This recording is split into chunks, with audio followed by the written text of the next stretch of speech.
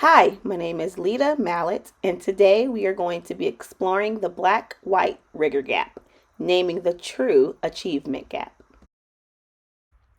There exists a problem in K 12 education that researchers and practitioners have attempted to understand and solve for decades: the black white achievement gap.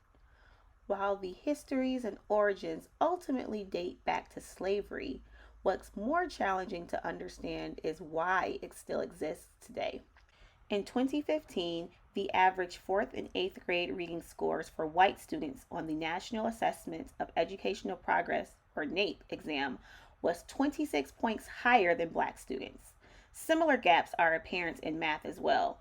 The 12th grade assessment presented alarming disparities, with only 7% of black students performing at or above proficient on the math exam in 2015, compared to 32% of white students. The persistence of this problem existing in this country creates the need to understand why and how to begin decreasing and narrowing this gap.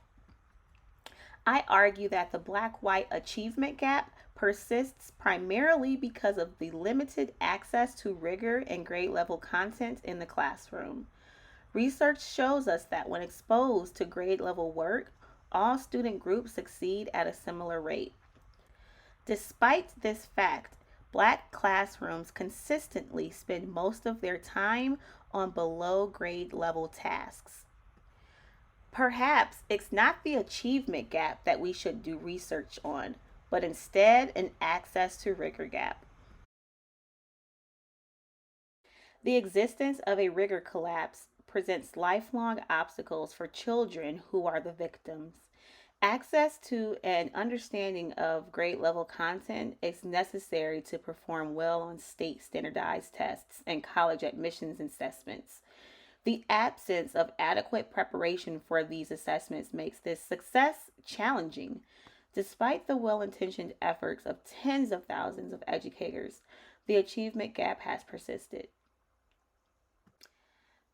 Research has shown that disadvantaged learners are consistently given less rigorous curriculum and instruction compared to more privileged learners. The rigor gap reduces black children's achievement levels because they aren't provided with the adequate amount of opportunities to face academic challenges and rise to the occasion. When black children are denied the same access to regular curriculum as their white counterparts, they are denied a fair chance to be successful on many of the college acceptance tests like the ACT and SAT. This creates a gap in black adolescents entering into universities, in particular top tier universities. Having a college degree increases one's earning potential by $32,000 per year on average. Therefore, not having a degree potentially means significant economic disparities for an individual's entire life. Equity in access to rigorous content is critical to the access to a financially stable life for many adults. If students are denied the opportunity to engage with content, they will not obtain the preparation needed to access the universities, jobs, careers, and economic statuses that many desire for their lives. If we want to put an end to the achievement gap on all levels, we need to address the rigor gap. To begin our conversation today, it's helpful to provide some framing.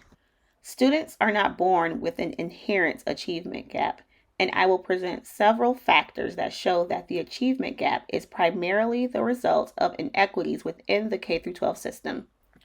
The theoretical framework of critical race theory is used as a foundation for my investigation of the problem of the rigor and achievement gaps. Critical race theory proposes that white supremacy and racial power are maintained over time. It recognizes that racism is ingrained in the fabric and system of the American society. The individual races and racism need not exist to note that institutional racism is pervasive in the dominant culture.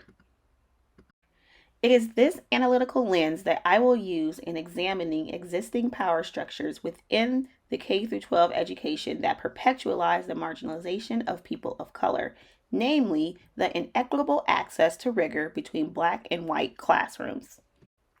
We are going to have an honest look at teacher attitudes as it relates to educating students that look different than them, and acknowledge how structural racism has led to classroom practices that allow the persistence of the achievement gap. Four common themes emerged as I dug into this problem. We're going to start our conversation by taking a look at folk belief theory and how this impacts teacher expectations. We'll then look at how teacher and student ethnicity and race impact those expectations. We'll end with acknowledging the myth of the achievement gap and name the true gap, the rigor gap. Let's dive in.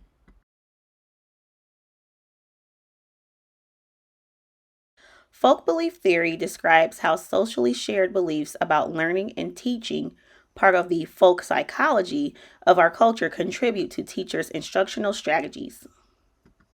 Some commonly held default beliefs are that learning is hierarchical and that higher order cognitive processes like critical thinking grow out of lower order ones. Low advantage learners are thought to lack the lower order fundamentals and are thus unable to handle higher order challenges. So they usually receive curriculum that goes back to the basics. Because of these beliefs, teachers support a curriculum that emphasizes higher order skills more for high advantage learners than low advantage ones, which introduces a systemic and seemingly unconscious bias into the schools across the nation. Because these beliefs are socially and culturally shared, they are folk beliefs and thus are very resistant to change, hence the persistence of the achievement gap. There are learned cultural norms and information that allow for assumptions of people of lower socioeconomic status. And these assumptions allow teachers to implement more remedial tasks inside the classroom to catch those students up. This rigor gap constrains disadvantaged students' educational progress by providing them with too few opportunities to face academic challenges and rise to the occasion. Thus, folk belief theory has a direct impact on teacher expectations.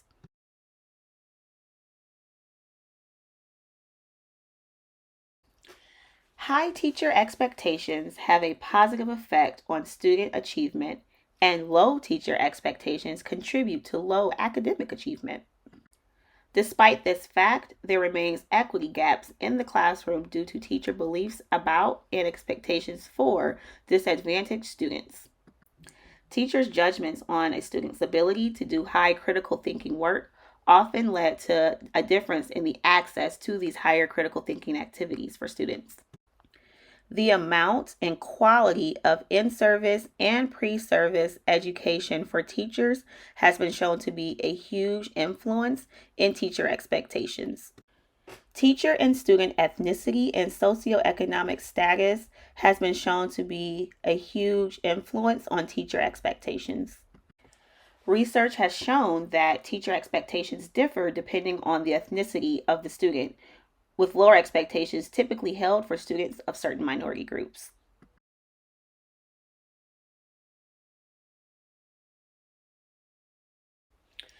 Research has shown that teachers' expectations are systemically biased. Specifically, non-Black teachers have significantly lower educational expectations for Black students than do Black teachers. The impact of demographic mismatch on teachers' expectations for students exacerbates the rigor gap that we identified earlier. Although the majority of students in public schools are non-white in the United States, 82% of teachers are white. The majority of our students are being taught by teachers that look different than them, and who on average have lower expectations of them. These low expectations limit the amount of rigor in the classroom, which exposes the true gap that we need to name.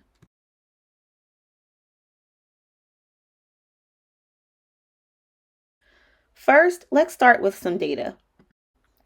Research has shown that when exposed to grade level work, all student groups succeed at a similar rate.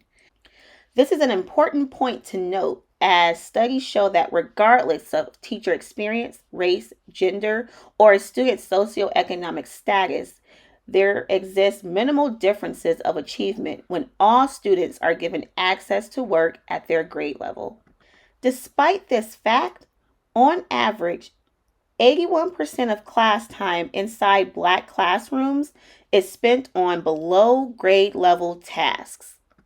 Additionally, nearly 40% of classrooms with majority of Black students contain no grade level assignments whatsoever. These numbers tell a different story.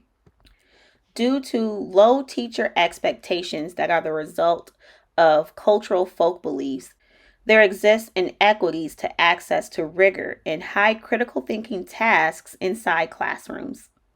We must name this rigor gap so that we can create clear action steps to narrow the achievement gap. We can stop the persistence of the achievement gap by addressing the root cause of it, naming the true gap, which is rigor, and changing our expectations of disadvantaged groups. I am proposing 3 concrete action steps that all school districts can take to address this gap. It has been shown that better pre service and in service education can help train teachers to combat implicit biases that might lead to deficit mindsets. Targeting education on instructional strategies that are effective in maintaining rigorous classrooms will provide the support needed to tackle the rigor collapse. With the education, there needs to be increased feedback to teachers' implementation of these high level critical thinking tasks inside their classrooms. Feedback is necessary for teachers so that they remain aware of the content of their lessons in their classrooms and the expectations that they have of their students. Lastly, districts should focus on attracting and maintaining diverse teachers. Research has shown that when a teacher looks like the population that they serve, their expectations of those students tend to be higher. Increased diversity of your teaching staff will only lead to increased student success.